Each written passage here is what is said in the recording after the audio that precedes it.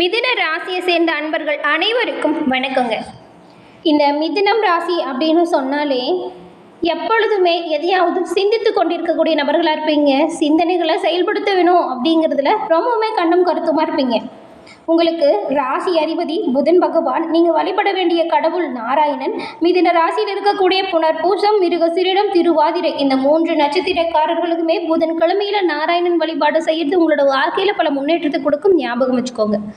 மிதுன ராசியில் பிறந்த நீங்கள் எப்பொழுதுமே அறிவுரை கூறக்கூடிய நபர்களாக இருப்பீங்க. சூழ்நிலைக்கு தகுந்தது போல உங்களோட குணத்தை மாற்றிக்கொள்ளக்கூடிய இயல்பு தனி சிறப்பு அப்படின்னு சொல்லலாம்.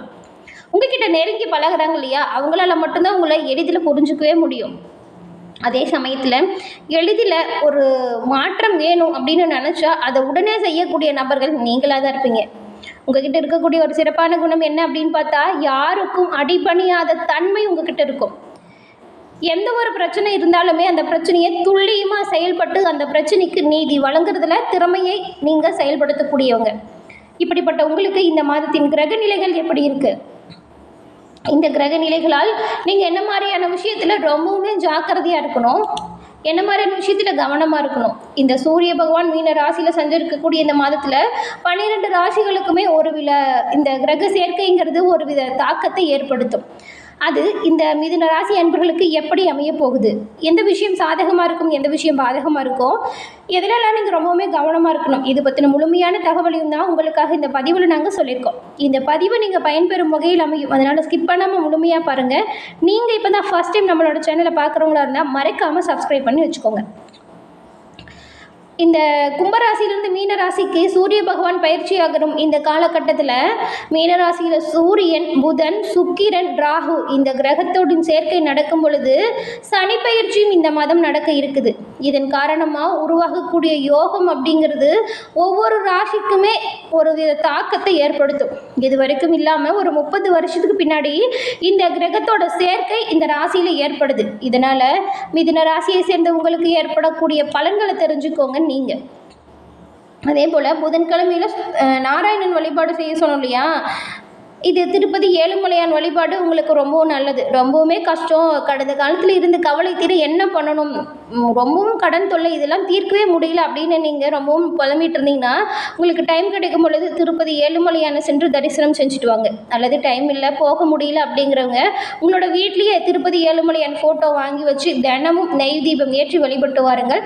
கட்டாயம் நன்மை நடக்கும்.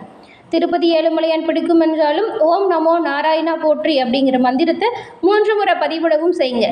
ஏழுமலையான் அருளால் உங்களுக்கு எல்லாமே நல்லதாக நடக்க வாழ்த்துக்களையும் ஏழுமலையானிடம் பிரார்த்தனையும் செஞ்சுக்கிறோம். அதே மாதிரி இந்த மிதுன ராசியில் இருக்க நீங்கள் ஜாதக ரீதியாக இருக்கக்கூடிய அனைத்து சந்தேகத்துக்கும் தெளிவு காணணும் அப்படின்னு நினைக்கிறவங்களா இருந்தால் நீங்கள் ரொம்ப தூரம் அலைஞ்சி அதுக்கான தீர்வு பெற தேவையில்லைங்க. உங்கள் கையில் இருக்க மொபைல் ஃபோனே அதற்கான தீர்வாக இருக்கும். நான் சொல்கிற நம்பரை நோட் பண்ணிக்கோங்க. 90 43 63 75 12. இந்த நம்பருக்கு ஃபோன் பண்ணி உங்களோட ஜாதகத்தில் இருக்கும் டீட்டெயிலை சொன்னாலே போதும். உங்களோட வாழ்க்கையில் ஏற்பட்ட பிரச்சனைக்கு இதெல்லாம் தீர்வு என்ன அப்படிங்கிற முழு தகவலையுமே அவங்க உங்களுக்கு சொல்லிடுவாங்க. நிறைய பேர் ஃபோன் மூலியமாக ஜாதகத்தை கணிச்சு இப்போ உங்களோட வாழ்க்கையில் நல்ல நிலைமையில் முன்னேறி வந்ததாக சொன்னாங்க. அதனால தான் கஷ்டப்பட்டு இருக்க மிதுன ராசி அன்பர்களுக்கு இந்த நம்பர் கட்டாயம் உதவும் அப்படிங்கிற நம்பிக்கையில் கொடுத்துருக்கோம். இந்த நம்பர் டிஸ்கிரிப்ஷன்லேயே கொடுத்துருக்கோம். நீங்கள் ஃபோன் பண்ணி உங்களோட ஜாதகத்தில் இருக்கிற டவுட் எல்லாம் கேட்டு தெளிவு பெற இந்த நம்பர் கட்டாயம் உதவும். மிதுன ராசி அன்பர்கள் இந்த மாதத்தில் எந்த விஷயத்தில் ரொம்பவும் கவனமாக இருக்கணும்? இந்த மாதம் உங்களுக்கு தொழில் வளர்ச்சி, வேலை, திருமணம் இதை பற்றி நம்ம ஃபஸ்ட்டு பார்க்கலாம். மிதுன ராசி அன்பர்களுக்கு இந்த மாதம் சனி பயிற்சியும் நடக்க போகுது. பல மாத கோள்கள் பயிற்சியால் படிப்படியாக நீங்கள் இதுவரைக்கும் அனுபவிச்சிருந்த கஷ்டம், துன்பம் இது எல்லாமே காணாமல் போகும். ஒரு சில விஷயத்தில் நீங்கள் விரும்பக்கூடிய செயல்களில் நல்ல ஒரு நன்மையான மாற்றம் கிடைக்கும். இந்த பயிற்சி எல்லா ராசிக்குமே கணிசமான தாக்கத்தை ஏற்படுத்துது. அதுலேயும் இந்த மிதுன ராசிக்கு இந்த மாதம் எந்த விஷயத்துலலாம் ஃபஸ்ட்டு கவனமாக இருக்கணும், தொழில் வளர்ச்சி, வேலையை பற்றி நாம் விரிவாக பார்க்கலாம். மிதுன ராசி அன்பர்களுக்கு இந்த மாதம் இப்போ இருக்கிறத விடவே நல்ல ஒரு ஏற்றம் நிறைந்த மாதமாக வருங்காலம் அமைய போகுது. ஏன் அப்படின்னு கேட்டிங்கன்னா, இந்த கிரக சூழ்நிலை ஒரு 30 வருஷத்துக்கு பின்னாடி வருதுன்னு நம்ம முன்னையே சொன்னோம் இல்லையா. இந்த கிரகத்தோட சேர்க்கை மிதுன ராசி அன்பர்களுக்கு தொழில், வியாபாரம் இதில் எல்லாமே அடுத்தடுத்து நல்ல ஒரு சாதகமான கட்டத்தில் உங்களுக்கு அமைஞ்சிருக்கிறதுனால தொழில் மற்றும் வேலையில் நீங்கள் எதிர்பார்த்த வளர்ச்சியை பெறக்கூடிய வாய்ப்பை நீங்கள் இந்த மாதம் பெற போகிறீங்க. ஆமாங்க. இதுக்கு முன்னாடி எவ்வளோ விஷயத்த மற்றவங்களுக்கு நிறைய விஷயத்தில் நல்லது பண்ணி, ஆனால் உங்களுக்கு எந்த நல்லதுமே நடந்திருக்காது. நீங்கள் சொல்கிற விஷயத்த கேட்டு அவங்களுமே அவங்களோட வாழ்க்கையில் நல்ல முன்னேற்றம் கொண்டு வந்திருப்பாங்க. ஆனால் நீங்கள் செயல்படுத்தும் போது எந்த ஒரு ஒரு ஒரு சின்ன ஒரு முன்னெச்சரிக்கையினது முன்னேற்றம் கூட இருந்திருக்காது. ஆனால் இப்போது இந்த மாதத்திலிருந்து உங்களுக்கு சிறப்பான காலகட்டம் தொடங்கிடுச்சுன்னு சொல்லலாம்.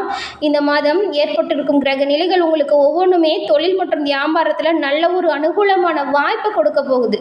இதெல்லாமே சிறப்பான முறையில் பயன்படுத்திக்கிறது நல்லது. நீங்கள் எதிர்பார்த்த நல்ல ஒரு மாற்றம், வளர்ச்சியை காணக்கூடிய வாய்ப்பு இந்த மாதத்துலேருந்து தொடங்க போகுது.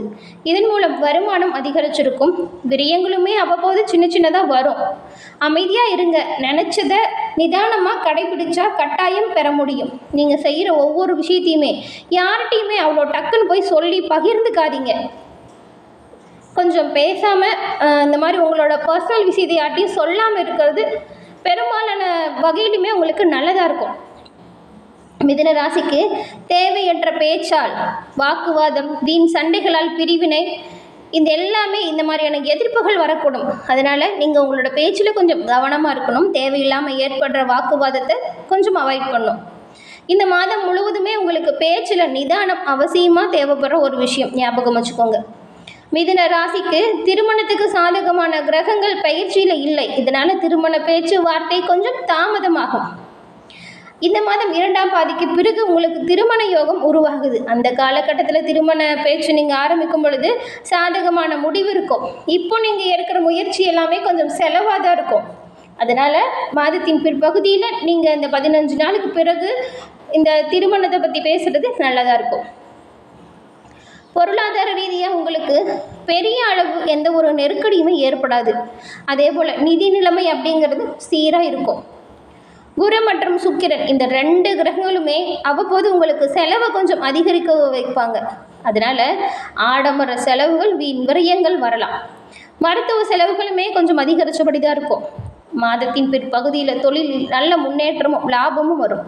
சேமிப்பு இல்லைன்னா முதலீடு செய்யும் வாய்ப்புகளுமே வரும். இந்த வாய்ப்பு வரும்பொழுது அது சிறிய அளவில் தொடங்குறது பெரும்பாலும் உங்களுக்கு நன்மையாக அமையும். எடுத்தமோ கவுத்தமோன்னு சொல்லி எந்த ஒரு வேலையுமே நீங்கள் செய்யக்கூடாது. ரொம்பவுமே கவனமாக செயல்புரிகிறது நல்லது. நல்லா ஞாபகம் வச்சுக்கோங்க, இது வரைக்கும் இருந்ததை விடவே நல்ல வியாபாரம் தொழில் அமையும். அதுக்காக உங்களோட பேச்சில் எந்த ஒரு திமிரும் வரக்கூடாது. நிதானம் இருக்கணும். யாருக்கிட்டையும் கோபப்படாமல் கொஞ்சம் விட்டு கொடுத்து போகணும். ரொம்ப முக்கியமான ஒரு விஷயம், உங்களோட பர்சனல் விஷயத்தை யாருக்கிட்டேயுமே பகிர்ந்துக்காதீங்க. ஏன்னா உங்கள் முன்னாடி உங்களுக்கு ஆறுதல் சொல்கிற மாதிரி சொல்லிவிட்டு நீங்கள் போனதுக்கப்புறம் உங்கள் பின்னாடியே நின்று அவங்க உங்களை பற்றியே புறம் பேசலாம். நீங்கள் சொன்னது மற்ற 4 பேர்த்திட்ட சொல்லி அவங்க வந்துட்டு அது ஒரு பெரிய ப்ராப்ளமாக க்ரியேட் பண்ணலாம். அதனால தான் உங்களோட பர்சனல் விஷயத்தை யார்ட்டையும் ஷேர் பண்ணாதீங்கன்னு சொல்கிறோம். நல்லா ஞாபகம் வச்சுக்கோங்க. பெரும்பாலும் இந்த மாதம் கிரகங்கள் தொழில் ஸ்தானத்தில் இருக்கிறதுனால வேலை, தொழில் சார்ந்த பல எண்ணங்கள் உங்களுக்கு வரும். வேலையை மாற்றலாமா, வேலையை விட்டுட்டு புதிய தொழில் தொடங்கலாமா, இல்லைன்னா கொஞ்சம் காலம் ரொம்ப நாள் கஷ்டப்பட்டாச்சு, கொஞ்ச நாள் நம்ம ரெஸ்ட் எடுக்கலாமா, பார்ட்னர்ஷிப் தொழிலை தொடங்கலாமா அப்படிங்கிற பல சிந்தனைகள் உங்களுக்கு வந்துக்கிட்டே தான் இருக்கும். வேலை, தொழில் சார்ந்த எந்த ஒரு முடிவுகளுமே இந்த மாதம் நீங்கள் எடுக்காதீங்க. இப்போ இருக்கிற வேலையை, அந்த தொழிலை அடுத்தடுத்த காலத்தில் நல்ல மாற்றத்தை பெறக்கூடிய வாய்ப்புகளை நீங்கள் எப்படி அமைக்கலாம் அப்படிங்கிறதுல முழு கவனமும் செலுத்துங்க.